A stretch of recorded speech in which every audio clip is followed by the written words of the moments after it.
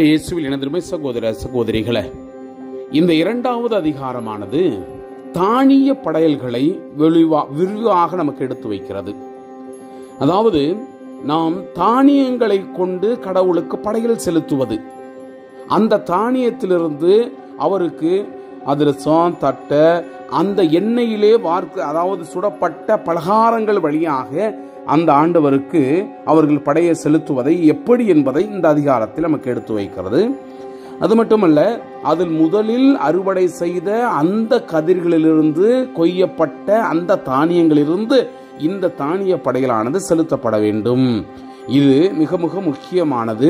அதுவும் இந்த படையல் தான் மிகவும் உயர்ந்த படையலாகவும் கருதப்படுகிறது. அதுவும் சாம்பிராணிட்டு உப்பிட்டு இதை நாம் கடவுளுக்கு செலுத்தணும் என்பதை நாம் இந்த அதிகாரத்தில் நாம் பார்க்கிறோம். அன்புக்குரியவர்களே, இது இன்றும் நம்முடைய பழக்கத்திலே ஒரு சில இடங்களில் இருக்கத்தான் செய்கிறது. அதாவது நாம் தானியங்களை முதலாக அறுவடை செய்த பிற்பாடு அதை கடவுளுக்கு நாம் படையலாகவோ காணிக்கையாக ஒப்புக் கொடுப்பதனுடைய அந்த ஒரு பழக்கம் அங்கிருந்து வருவதாகவும் நாம் உள்வாங்கலாம். ஒரு நல்ல எண்ணத்தோடு இந்த அதிகாரத்திற்கு நாம் செவி மடுப்போம். ஒருவர் ஆண்டவருக்கு நேர்ச்சியாக உணவு படையல் செய்ய வந்தால் படையல் மெல்லிய மாவாய் இருக்கட்டும்.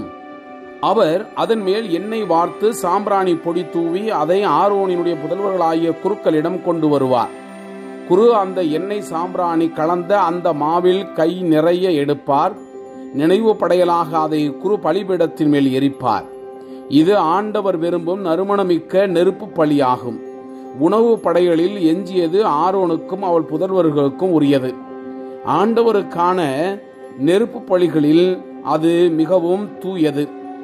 நேர்ச்சியாக அடுப்பிலே சுட்ட உணவு படைகளை செலுத்தினால் அது எண்ணெயில் பிசைந்த மெல்லிய மாவில் செய்த புளிப்பற்ற அதிரசங்களும் எண்ணெயில் தோய்த்த அடைகளுமாய் இருக்கட்டும். உனது நேர்ச்சை தட்டையான சட்டியில் சுட்ட உணவு படையலாக இருந்தால் அது எண்ணெய் வார்த்த புளிப்பற்ற மெல்லிய மாவால் செய்யப்பட வேண்டும்.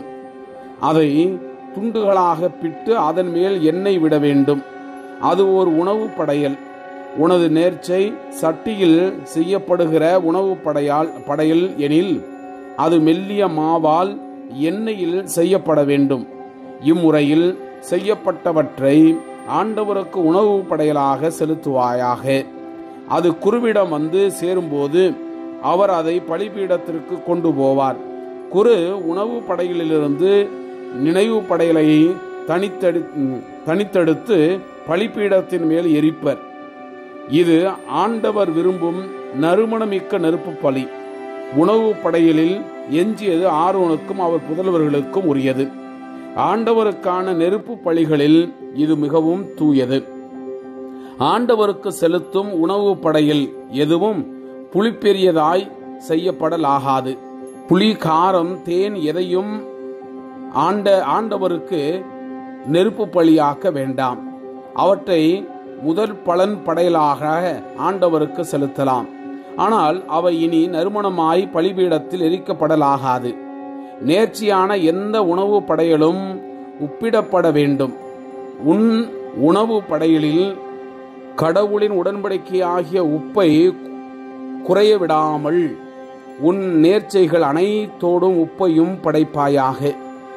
முதல் பலன்களின் உணவு படையலை ஆண்டவருக்கு செலுத்தினால் அறுவடையான கதிர்களை நெருப்பில் வாட்டி உதிர்த்து உன் முதற் பலன்களின் உணவு படையலாக செலுத்த வேண்டும். அதன் மேல் எண்ணெய் ஊற்றி சாம்பிராணி போட வேண்டும். இதுவும் ஓர் உணவு படையலே.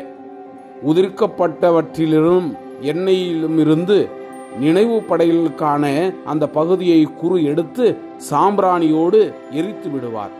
இது ஆண்டவருக்கான நெருப்பு பலி. Praise the Lord. இயேசுவுக்கே புகழ். மரியே வாழ்க.